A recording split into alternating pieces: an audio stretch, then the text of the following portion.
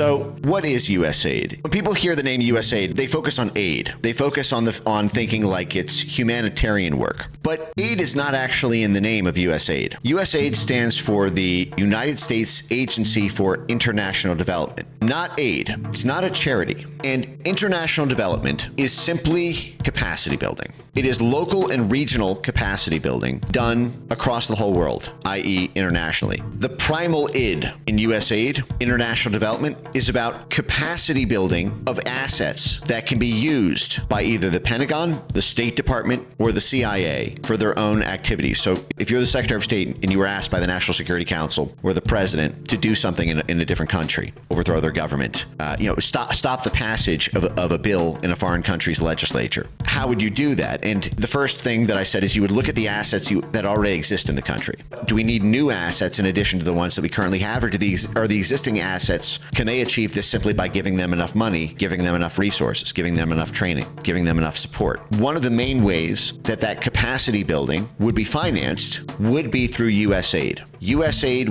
would say that it's doing something, funding a hospital system, funding universities, funding civil society organizations, funding media institutions, funding independent media in the region. Sorry, there's something in my eye. Independent media in the region on USAID payroll. And those institutions, those assets, would then be bigger and more powerful and more capable more capable of serving the State Department's goal, aka advancing U.S. national interests. USAID has a bigger budget than the State Department, over $50 billion.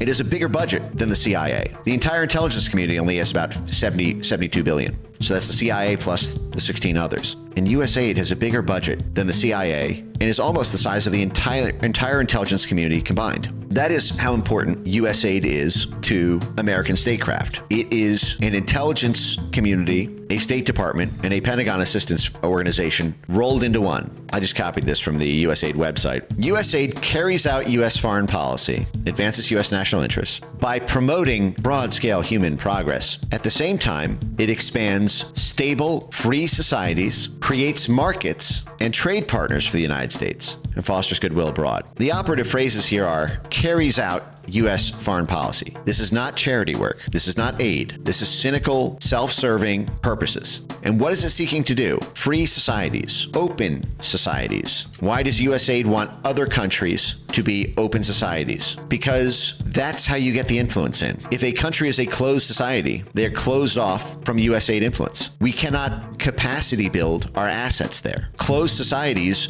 box USAID out. China is a closed society. That is why we have not been able to topple the government of China, despite having tried for 100 years now almost. We have not been able to topple Putin from Russia. Why? Because Russia is a closed society. Like China, they kicked USAID out. It is not an open society. And so the USAID can't just take over their entire media ecosystem by funding 100 different media propaganda outlets in the region to sway hearts and minds. And remember, that's what this is. It's hearts and minds and cash. That's what soft power is. They call it hearts and minds work, but it's cash that does the moving of those hearts and minds, especially of the leaders of the movements.